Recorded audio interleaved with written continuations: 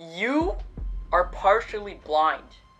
You may find that hard to believe as you're watching this video right now.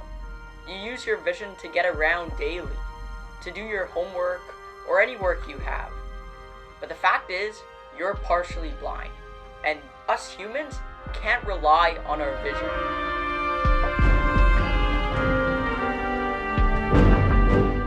Let me paint you a picture. Imagine you were walking down the street minding your own business, thinking you had the right of way, when somebody was distracted by their phone, or was looking the other way, or couldn't even see you because how dark it was, and it cost you your life. The sad thing is, over 1.25 million people die each year from car crashes. We can't even rely on doctors and their vision to read our x-rays and MRIs correctly. 12 million people are misdiagnosed in America alone, and 1 in 10 deaths are contributed by misdiagnosis. So if we can't control people who decide to get drunk and drive, or doctors who read medical imaging incorrectly, what can we do? It's not like there's anything else that's smart enough as the human race that can see. Actually, there is. The fact is, computers don't need to eat, they don't need to sleep, and they can work much faster than us and constantly learn. And this is where CNNs come into play. No, not that type of CNNs.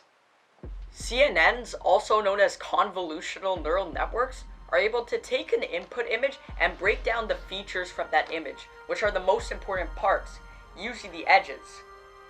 Then it will combine those edges to make shapes, and based on those shapes, the model can make predictions. It's important to note that each image is made up of pixels, and each pixel has a RGB value, which stands for red, green, and blue, which colors combine to make any color in the world. But usually, when we're dealing with images, we'll convert them to grayscale, which kind of looks something like this. So instead of having 3 different numbers, we'll just have one number between 0 and 225. The main way we're able to find features in an image is by using kernels. Usually edges of image, which once again are the features, are the most important parts and have high contrast.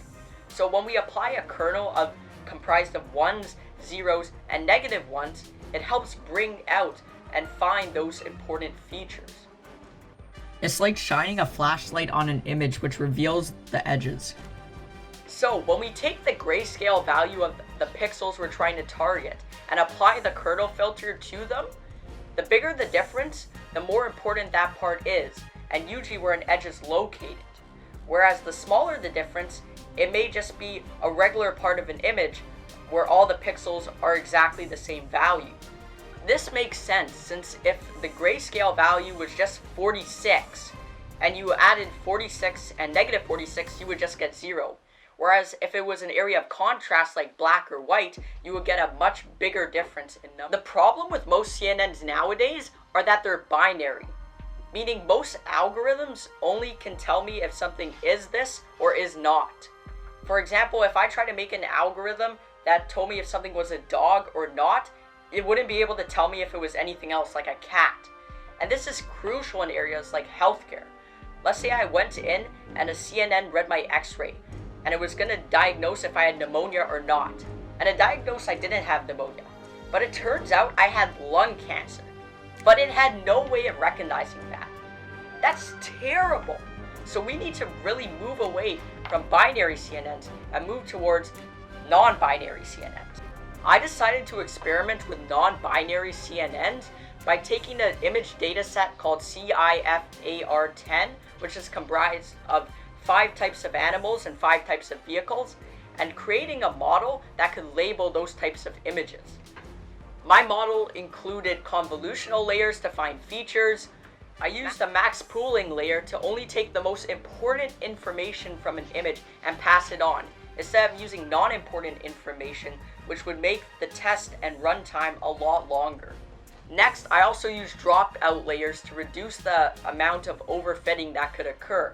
Overfitting is essentially when your model only learns from the data set, So if I fed it a new image, it would have absolutely no idea how to classify it, since it didn't actually learn the proper patterns and steps it should take to classifying an image, and only found coincidences in the data set.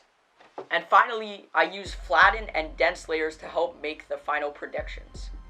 Overall, my model had an accuracy of 83%, which was really boosted by the dropout layers, as overfitting was a main problem in my program. Today, CNNs are being used in areas like autonomous vehicles and medical imaging. As well, Microsoft AI is constantly recording and taking pictures of habitats and collecting data on endangered species. And if we start to move away from binary CNNs to non-binary CNNs, we can finally return our full vision.